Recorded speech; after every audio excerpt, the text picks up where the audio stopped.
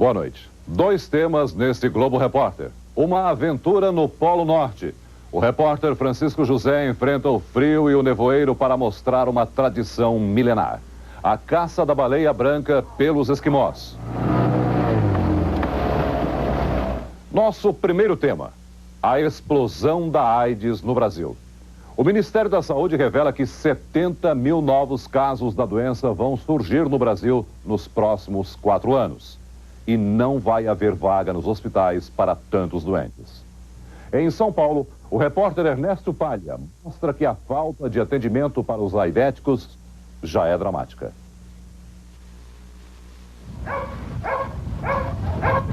Na porta de uma casa pobre da zona leste de São Paulo, o enfermeiro é recebido por uma mulher em lágrimas. O filho dela tem AIDS e precisa de um hospital com urgência. O voluntário Joani Nogueira vai começar mais uma viagem de 80 quilômetros pelas ruas da cidade. Na falta de ambulância, o carro é um velho Fusquinha do Projeto Esperança, uma instituição ligada à igreja. Nós moramos aqui na periferia de São Paulo, né? Isso quer dizer que há muita pobreza. E são pessoas bem humildes. Para doentes como Júlio da Silva, o transporte é quase tão importante quanto o remédio.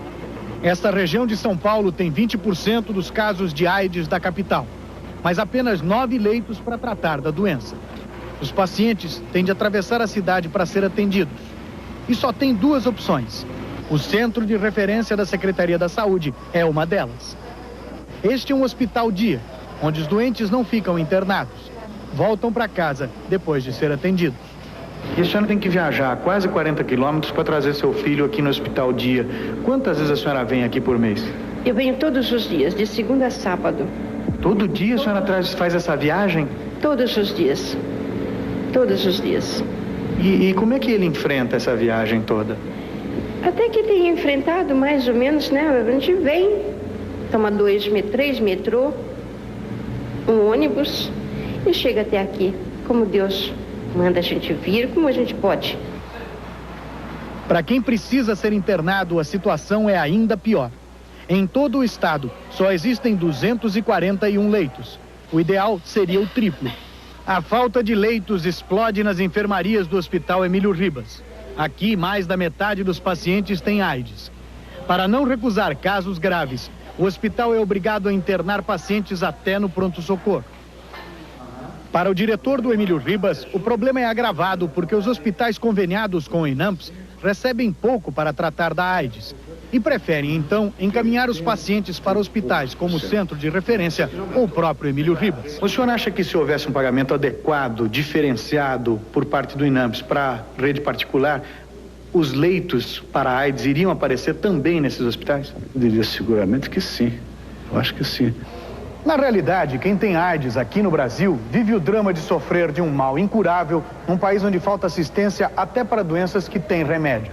E, além disso, tem de enfrentar também um problema difícil de remediar: o preconceito. Com medo da discriminação, esta mulher não quer nem dizer o nome. Ela foi contaminada pelo marido e passou a doença para o filho durante a gestação. O resultado do exame, que revelou o vírus, ficou 7 meses esquecido num posto de saúde. A mulher só ficou sabendo da doença por acaso, através de uma parente. E por que demorou tanto? Porque o mau atendimento, né? A má vontade de atender as pessoas. Isso foi hospital público? Aí foi. Como é que é o atendimento que a senhora recebe quando vai procurar ajuda nos hospitais, postos de saúde? Na Zona Leste, infelizmente, a gente não é bem atendido. O que acontece? Difícil. A gente é mal atendido, né? Às vezes até a própria enfermeira, parece que, não sei, tem medo de fazer uma medicação, tem medo de dar uma injeção. Essas pessoas, elas deveriam ter mais um pouquinho de amor próprio. Porque elas também podem passar por isso. O preconceito divide estas 2 casas no bairro do Belenzinho, zona leste de São Paulo. De um lado, a família Bertoletti, que mora aqui há 32 anos. Do outro, 19 crianças com AIDS. Até julho, elas viviam confinadas em 2 cômodos de uma unidade da FEBEM de São Paulo. Hoje, elas são tratadas de uma forma especial, nesta casa mantida pela Pastoral do Menor. O Rodrigo fez aniversário sábado passado. Ele completou 1 ano de idade. E o maior presente que ele recebeu foi, sem dúvida, a melhoria no estado de saúde dele. Ele chegou aqui 3 meses atrás, vindo da FEBEM, com 5 quilos de peso. Hoje, ele está pesando praticamente o dobro. O progresso de Rodrigo é resultado do trabalho de 29 funcionários da Casa Vida, que cuidam das crianças 24 horas por dia. A casa tem jeito de lar e infraestrutura de clínica. Tudo aqui foi projetado para evitar infecções, ameaça constante para crianças aidéticas. Na cozinha, 2 fogões, um deles só para ferver o leite. As roupas são lavadas em máquinas semi-industriais. O banheiro é todo revestido de granito, que facilita a esterilização. Para o padre Júlio Lancellotti, coordenador da casa, o importante aqui é a possibilidade de tratar as crianças de uma forma mais humana. Nós queremos dar justamente o melhor para essas crianças. Para nós não importa o tempo que eles vão viver, para nós importa a qualidade de vida. Mas toda esta obra, construída com doações de vários países e até de moradores do próprio bairro, não conseguiu a compreensão de quem está mais perto. Os vizinhos do lado não se conformam e já entraram na justiça pedindo a expulsão da Casa Vida e das crianças. Nesta carta publicada por um jornal do bairro, a família Bertolotti diz que tem medo de ser contaminada. Com ironia, chama o projeto de Casa Morte e prevê um entra e sai de ambulâncias e carros funerários. Essa discussão já chegou mesmo às raias do absurdo. Há pouco tempo, tentando diminuir a preocupação do vizinho com a possibilidade de uma contaminação, a Casa Vida resolveu aumentar a altura do muro que separa os quintais das 2 casas. O vizinho não gostou da ideia, protestou, dizendo que o muro ia tapar o sol e escurecer o quintal da casa dele. Então a Casa Vida resolveu construir esta cerca de quase 4 metros de altura. O vizinho também não gostou e durante uma noite chegou mesmo a arrancar uma parte da tela em sinal de protesto. E agora, depois que a Casa Vida gastou mais de 300 mil cruzeiros de doações para instalar a tela, o vizinho diz que quer um muro. Nós achamos que isso é uma coisa que está errada. A casa é germinada, nós temos crianças pequenas, nós temos inconveniente com os barulhos, com a criança que acorda à noite. A sua casa que perdeu valor imobiliário por causa da instalação da Casa Vida ao lado?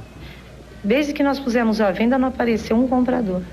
A médica responsável pela Casa Vida, chefe da pediatria do Hospital Emílio Ribas, garante que os vizinhos não correm nenhum risco. Não existe risco através das paredes, ou no quintal, ou no ar. Então o risco é zero. Certo? Não existe risco de contaminação para os vizinhos da Casa Vida. Eu acho que a lição que nós tiramos é a lição da vida, de que o valor da vida é maior do que qualquer outra coisa, maior do que o preconceito, maior do que a discriminação. O preconceito e a discriminação negaram a estas pessoas o direito de trabalhar, ter amigos e até de viver em família. Sem ter para onde ir, elas se refugiaram nesta chácara da Igreja Evangélica na periferia de São Paulo. Aqui, 22 pacientes com AIDS recuperaram a dignidade para enfrentar a doença. Eles só têm a ajuda de uma cozinheira. Todo o restante é feito em mutirão. Os pacientes plantam, cuidam dos animais e da casa. Paulo, que é enfermeiro, ajuda com os remédios. Mas o acompanhamento médico é feito nos hospitais do centro. Às vezes, as ambulâncias vêm buscar os doentes. Quando não tem, eles pegam um ônibus, num ponto a 4 quilômetros daqui. Dá para melhorar a vida do paciente com AIDS? Dá para melhorar muito, muito. Ele pode, em vez de ter 2 anos, 3 anos de vida, pode atingir 5, 6 ou mais. Tudo depende de cuidados e tratamentos. Na chácara, a vida melhorou muito para Antônio Araújo, este maranhense de 26 anos. Aqui ele conheceu Silvana, viúva de outro paciente e mãe de 2 filhos. Hoje, eles formam uma família. O que me dá força para viver é uma família que eu tenho. É amigos que nos procura, é o apoio, você entende? A compreensão que nós temos. Isso nos dá força, faz a gente adquirir muita força para continuar vivendo. A vida para mim lá fora seria muito difícil, porque ninguém sobrevive sem o carinho, o afeto.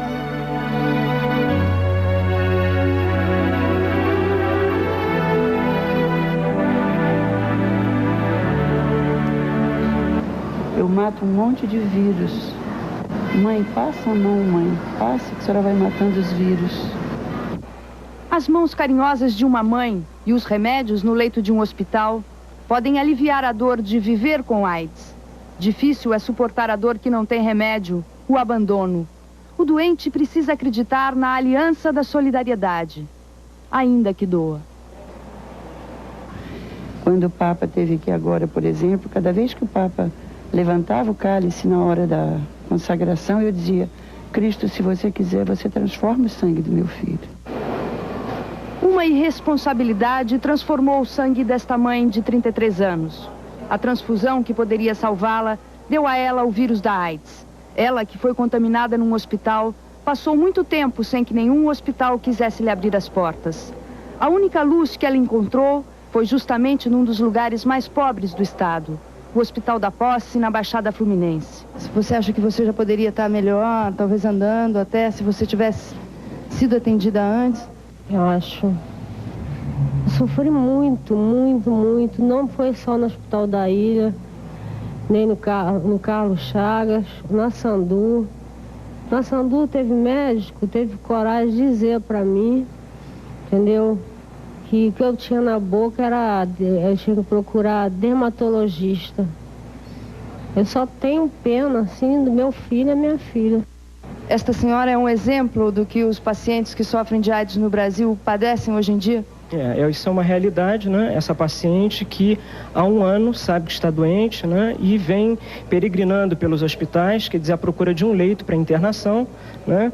E segunda-feira nos procurou, quer dizer, com uma pneumonia, necessitando internação. No momento a gente não tem a vaga, ela está aguardando no repouso, né? E provavelmente teremos uma vaga amanhã para iniciar o acompanhamento dela daqui para frente, né?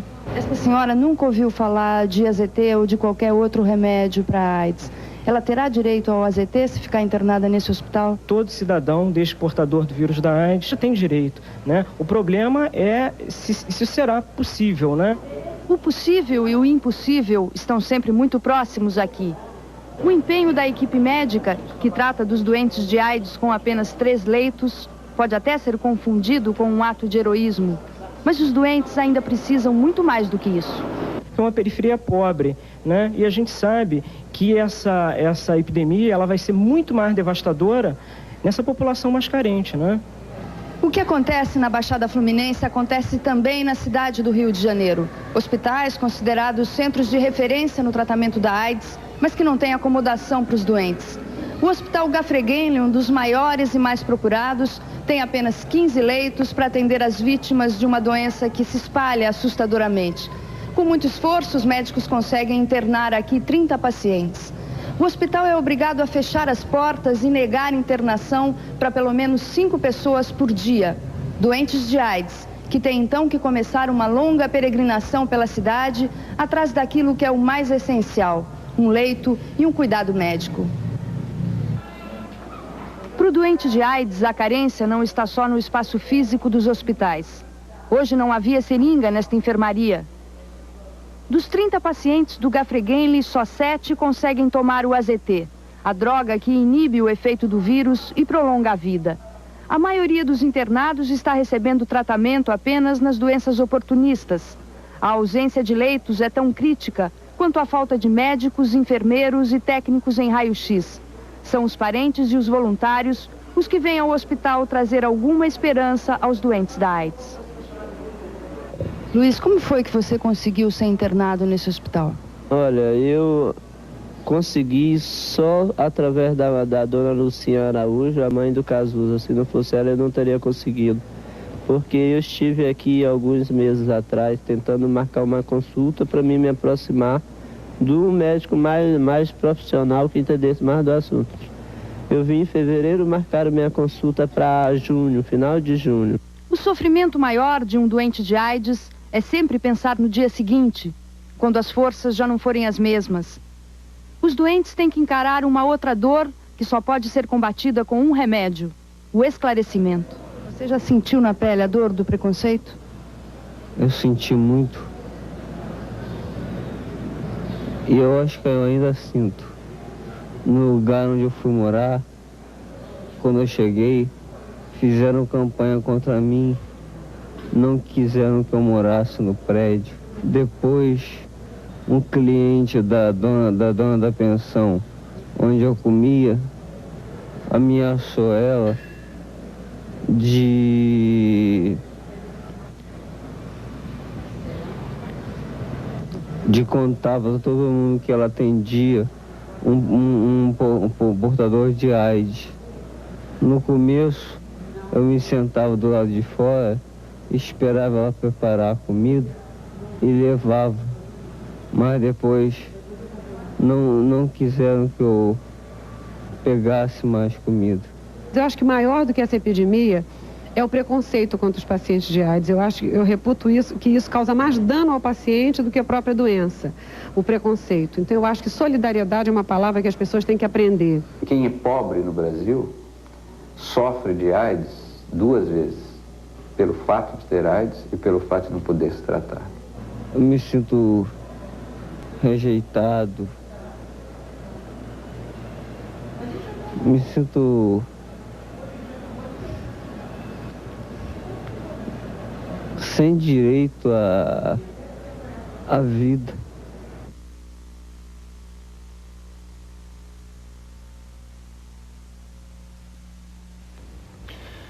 Vimos que a falta do remédio AZT é um dos aspectos mais dramáticos no tratamento dos aidéticos. Em Brasília, o Ministério da Saúde faz uma promessa: não vai mais faltar AZT. O Ministério da Saúde desembolsou perto de 20 milhões de dólares para comprar medicamento para as pessoas com AIDS no Brasil. Pela primeira vez, o Ministério da Saúde envolveu uma quantia tão grande específica para medicamentos com AIDS. Isso inclui também o AZT. O AZT, a partir da primeira semana de novembro, estará sendo distribuído aos pacientes com AIDS brasileiros, sendo acompanhados em hospitais públicos. Isso vai ser iniciado gradualmente, com um sistema, inclusive, de controle, para nos certificarmos de que esse AZT realmente chegue ao doente. AIDS a partir do ano que vem. Já existem nos Estados Unidos e na Europa algumas vacinas em teste. Em dezembro, o Ministério da Saúde vai decidir se algumas delas já podem ser testadas no Brasil. Além de imunizar contra o vírus HIV, algumas destas vacinas funcionam como remédios, aumentando a resistência dos doentes. A mais promissora está sendo desenvolvida na França, como informa a repórter Valéria Sfeia.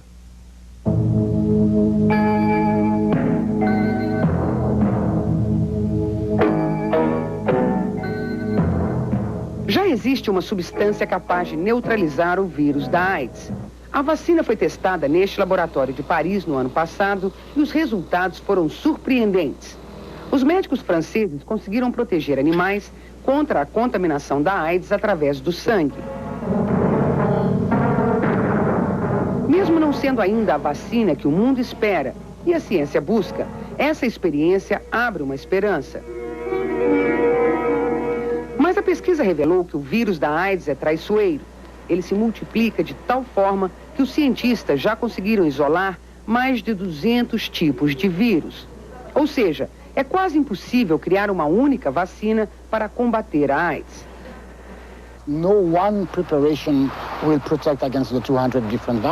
Uma única substância não é suficiente para proteger o ser humano contra a AIDS, explica o professor Marc Girard, chefe da pesquisa. Precisamos saber quantos preparados deveremos colocar juntos numa mesma vacina para combater a variedade do vírus. In order to make a vaccine which would protect against the whole variety of viruses. Há pelo menos 16 vacinas sendo testadas no mundo todo. O que importa é que uma delas vai ser enviada para o Brasil, que foi escolhido pela Organização Mundial de Saúde como um dos 4 países onde serão feitos testes com vacinas experimentais. A dos franceses será testada a partir do ano que vem em voluntários que não fazem parte do chamado grupo de risco. O que os médicos vão observar é como o organismo humano reage à vacina e se é capaz de produzir anticorpos contra o vírus. Os testes com a vacina serão realizados aqui no Instituto Pasteur, um dos maiores centros de pesquisas do mundo. Mas a vacina ideal, definitiva, ainda vai demorar.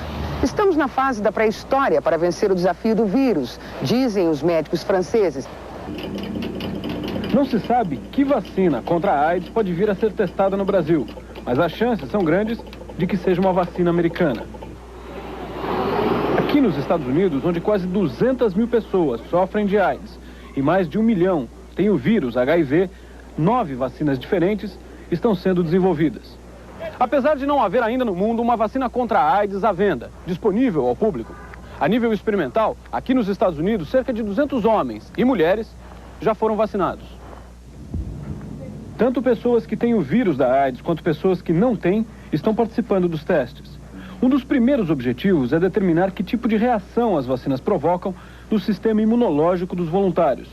E o resultado mais promissor até agora vem de uma pesquisa feita com voluntários que têm o vírus. No estudo, que é um dos vários que estão sendo patrocinados pelo Instituto Nacional de Saúde dos Estados Unidos, 30 pacientes receberam uma série de doses de uma vacina. E 19 desses pacientes, depois de 8 meses de testes, mostraram melhora no sistema imunológico. Não é uma cura, mas é prova de que pelo menos um dos caminhos que os pesquisadores estão explorando pode dar certo. Nesse caso, o caminho é usar uma proteína para fazer o vírus da AIDS ficar mais exposto aos ataques das defesas naturais do organismo. Mas o vírus da AIDS tem uma característica que torna a busca de uma vacina extremamente complexa. O HIV é um vírus mutante, pelo menos na parte externa. Uma das soluções é desenhar uma vacina que tenha como alvo a parte interna do vírus, que não muda. Aqui na Universidade de George Washington, há 5 anos, os pesquisadores trabalham no desenvolvimento de uma dessas vacinas. A vacina é feita a partir de uma parte do vírus HIV, chamado HGP30. Ela já foi testada com sucesso em animais e os testes com voluntários humanos estão sendo feitos em Londres e em São Francisco. É possível que mais de um tipo de vacina acabe sendo aprovado para os testes nos países determinados pela Organização Mundial de Saúde. A Organização Mundial de Saúde ainda não anunciou qual a vacina que será testada no Brasil. Essa vacina será discutida com a comissão da Organização Mundial de Saúde que está vindo aqui em dezembro e nós vamos participar, depois de vermos todas as condições e os protocolos, em conjunto com países da Europa e dos Estados Unidos. O Brasil não vai servir de campo de experimentos para produtos ainda não utilizados e produtos que nós não tenhamos dados que nos comprovem a segurança do seu uso. Nenhuma pessoa com AIDS no Brasil jamais será cobaia de nenhum experimento, enquanto nós estivermos aqui. A história da luta contra a AIDS está no livro Muito Além do Amor, do escritor francês Dominique Lapierre. Durante 3 anos, ele acompanhou os pesquisadores que buscam vencer o vírus. Eu confio que vai haver cura e vacina para a AIDS. Os pesquisadores mais otimistas prometem-me que em 5 anos haverá vacina e cura. Os pessimistas, até o ano 2000. Mas existe cura, ou pelo menos uma vacina contra o preconceito? Meu livro desmistifica essa doença. É como qualquer outra. Agora qualquer pessoa pode pegar AIDS. Você pode ter um acidente de carro e receber sangue contaminado. Mulheres, crianças, hemofílicos, todo mundo. Por isso, precisamos combater o preconceito e a intolerância. Ainda não há uma cura, mas pode haver um tratamento melhor para os pacientes de AIDS. Enquanto não houver cura, pelo menos podemos dar a eles uma vida melhor.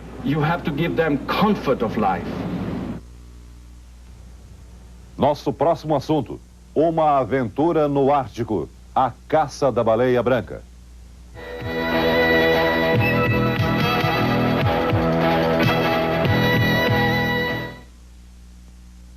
I know it's up to you to be with me. Together we can change. O meio ambiente permite que os esquimós caçem 25 baleias por ano, o que não põe a espécie em risco. O repórter Francisco José acompanhou a caçada, uma aventura nos mares gelados do Polo Norte.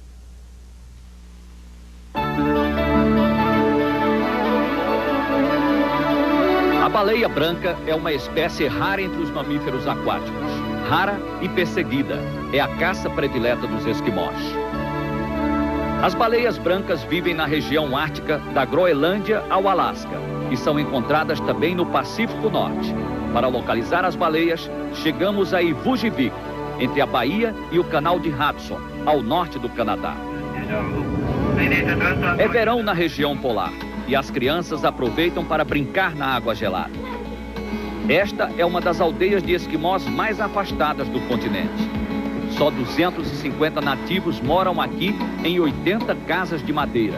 A maioria dos habitantes nunca saiu de Vujivik para conhecer uma cidade grande. Mas eles têm no povoado gerador de energia elétrica, sistema de aquecimento e antenas de telecomunicações. Tudo mantido pelo governo do Canadá. Uma estrutura de vida do presente que substitui a maioria dos hábitos do passado. Os esquimós do Canadá são os inuits, um povo já aculturado que tem idioma próprio e está adaptado aos hábitos dos brancos, que eles conservam até hoje. Da sua própria cultura de forma inalterada é a tradição pela caça. Tudo nesta região depende do tempo. Durante uma semana esperamos em Vujivik que o tempo melhorar. Hoje parou de chover e está ventando menos. Nós vamos entrar neste barco e acompanhar os esquimós numa caçada. Estamos levando grande quantidade de combustível. Esta é uma viagem imprevisível, sem dia para voltar. As mudanças constantes do tempo podem nos deixar presos em algum lugar. A canoa é o nosso barco de apoio e tem importância fundamental. Nesta rota que vamos seguir pelo Estreito de Hudson não há portos. A única forma de desembarcar é usando a canoa com muito cuidado. No verão dos esquimós, de julho a outubro, o gelo desaparece e a paisagem se torna desértica. Não existem árvores, nada pode ser cultivado. E nasce apenas esta vegetação rasteira entre as pedras. São pequenos musgos que só aparecem quando não há gelo. E é também nas pedras que os habitantes do norte do planeta enterram seus mortos. Esta viagem só pode ser feita de barco até o final deste mês. Depois, começa o longo inverno de 8 meses e o mar congela totalmente. Viajamos em condições primitivas, sem radar e sem aquecimento. O barco é pequeno para 8 pessoas. Não há nenhum conforto e o espaço interno é muito reduzido. Temos como orientação da nossa rota apenas uma bússola, um rádio e a experiência do comandante, Kitsaki Tariasuke, um velho caçador de baleias. Os outros tripulantes seguem atentos, tentando avistar as baleias brancas. Mas eles encontram primeiro um grupo de morsas, perto de uma ilha. A morsa é um mamífero com 2 dentes muito grandes. Cada dente pode ter até 1 metro de comprimento.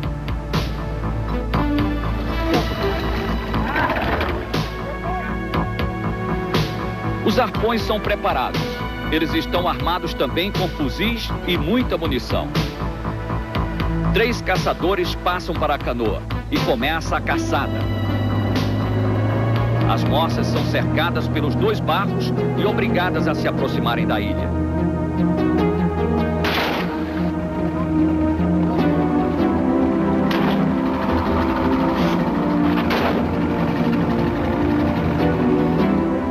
Dois tripulantes da canoa desembarcam e correm pelas pedras para fechar o cerco. Cada vez que as morsas vêm à superfície para respirar, os caçadores atiram. Várias delas são atingidas.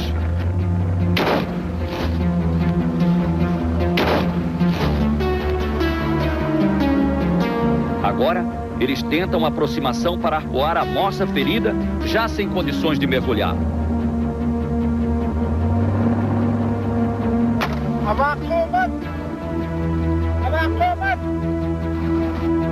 Depois de arpoada, ela é amarrada ao barco e arrastada pelo mar.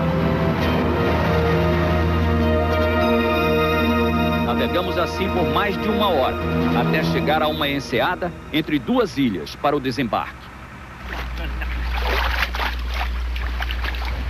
O bicho é arrastado até a praia, mas ele é tão pesado, na estimativa dos pescadores, tem quase 2 toneladas e só conseguem chegar até aqui. Eles tiram toda a carne e a gordura da morsa. O caçador exibe a cabeça da sua presa como um troféu. Os pedaços de carne são carregados para o barco. O clima é tão frio que a carne fica exposta e não estraga. Aqui não é preciso geladeira para conservar o alimento dos esquimós. A viagem continua. O objetivo dos caçadores é encontrar a baleia branca, mas o tempo muda outra vez. A visibilidade no nevoeiro fica muito limitada e a tripulação entra em alerta. Mesmo no verão dos esquimós, a temperatura está abaixo de zero. Estes dois homens são os radares do nosso barco. Eles estão aí à frente, observando se surge algum obstáculo no nevoeiro. Aconteceu o que estávamos temendo. Estamos perdidos. Há mais de 3 horas, navegando sem direção. Há várias ilhas nessa região da Baía de Hudson. E há preocupação de se bater em algum obstáculo. Para sentir este momento da viagem, basta observar as reações do comandante. Ele está apavorado. São frequentes e fatais os acidentes nestas circunstâncias. O comandante não pode ancorar o barco aqui porque a profundidade é muito grande. O jeito é enfrentar o nevoeiro e torcer para não surgir nenhuma das pequenas ilhas que existem nesta baía aí na frente do barco. Finalmente o nevoeiro passa e o comandante encontra um lugar tranquilo para ancorar, numa pequena enseada, perto de uma antiga estação de rádio abandonada há 15 anos, porque é impossível viver neste local tão isolado. Só os caçadores conseguem acampar nesta região. Eles vêm até aqui apenas no verão. Em toda a nossa viagem, esta foi a única tenda que encontramos. Os esquimós deste acampamento também estão esperando a mudança do tempo para caçar a baleia branca. Durante o inverno, depois de longas caminhadas pelo gelo, os esquimós constroem iglus com o próprio gelo para se protegerem durante o período da caçada.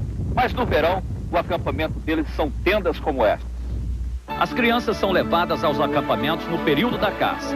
Eles aprendem cedo a seguir os costumes dos pais.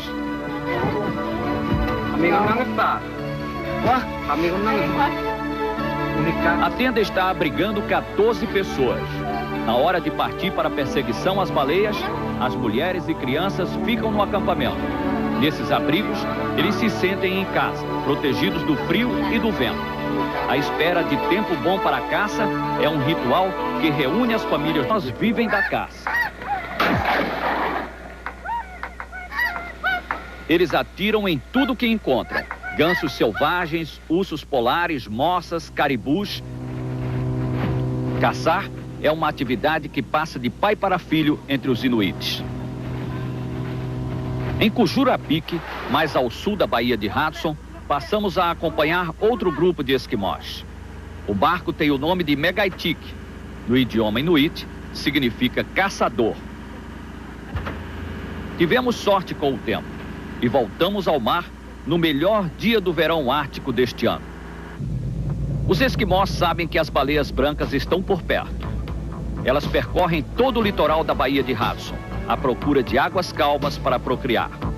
E viajam mais de 1000 quilômetros no verão.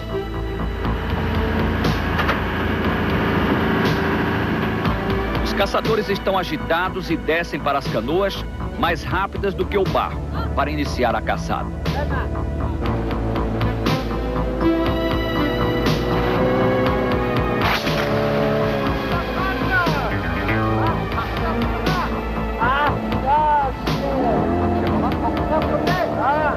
A caça à baleia é interrompida temporariamente porque eles viram uma foca gigante.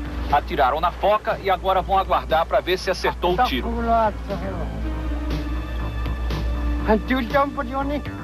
O tempo passa e a foca não volta à superfície.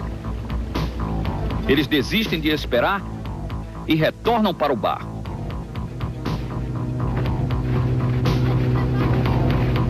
A vigília continua.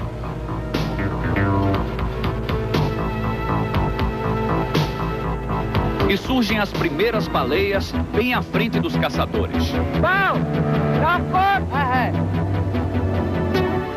Um clássico da literatura, Moby Dick, imortalizou a baleia branca. Na ficção do cinema, ela engole os caçadores. Mas aqui, a realidade é bem diferente. A única espécie de baleia branca existente no mundo é esta. Ela é dócil como os golfinhos e pertence à família deles. Mas ao contrário dos golfinhos, a beluga é muito lenta e se torna uma presa fácil para os caçadores.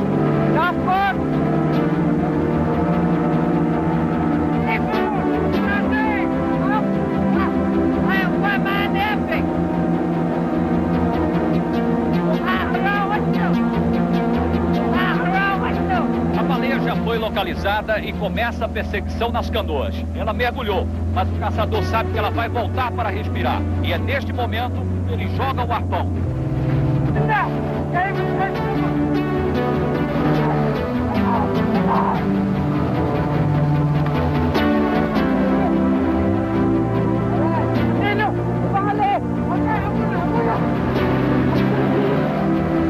A boia vermelha presa ao arpão acompanha a baleia ferida e facilita a perseguição dos esquimós. Depois de arpoada, a baleia é atingida por vários disparos até ser arrastada para o barco.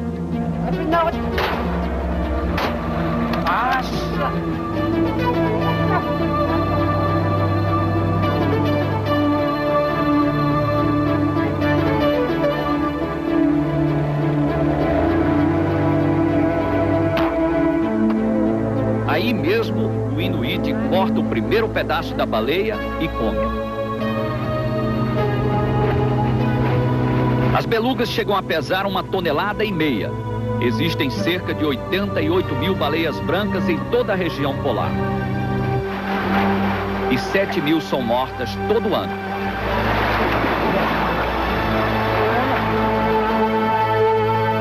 A italiana Lívia Bonami, especialista em mamíferos aquáticos, que já esteve no Brasil, estudando o comportamento dos botos vermelhos da Amazônia, está passando 4 meses na região do ciclo glacial ártico, pesquisando a beluga. Você, como bióloga e pesquisadora, como você vê essa cena de matança das baleias? Como bióloga, eu sinto muito quando eles caçam uma baleia. Mas do outro lado, como ser humano, quando eu vejo um inuit fazer uma caça de baleias, que é uma coisa muito, muito antiga, eu sinto um sentimento dentro, o sentimento que eles provam quando caçam uma baleia. Porque eles, muito tempo atrás, sempre sobreviveram caçando baleias. Agora, chegou o branco um dia e toda a tradição deles foram embora. Eu acho que a única tradição que ainda fica nesse povo, que não tem mais nada, é essa caçada de baleia.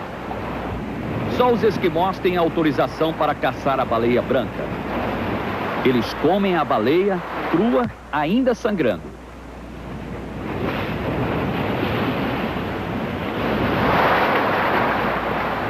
A carne que não é aproveitada da baleia, eles arrastam para uma parte mais elevada da ilha e deixam aí, para servir de alimento aos ursos polares. Cada comunidade inuit tem autorização para abater até 25 baleias por ano. Mas só numa manhã, 3 homens mataram 2 baleias, o que demonstra que não há fiscalização nem controle. E o número de baleias abatidas da Baía de Hudson é bem superior às cotas estabelecidas. Vocês não acham que caçando sempre essa baleia, vocês podem exterminar essa espécie? Ele acha que não. Afirma que todo ano eles caçam e no ano seguinte as belugas voltam com o maior número de bebês. Mas ele confessa que não tem muita certeza disso.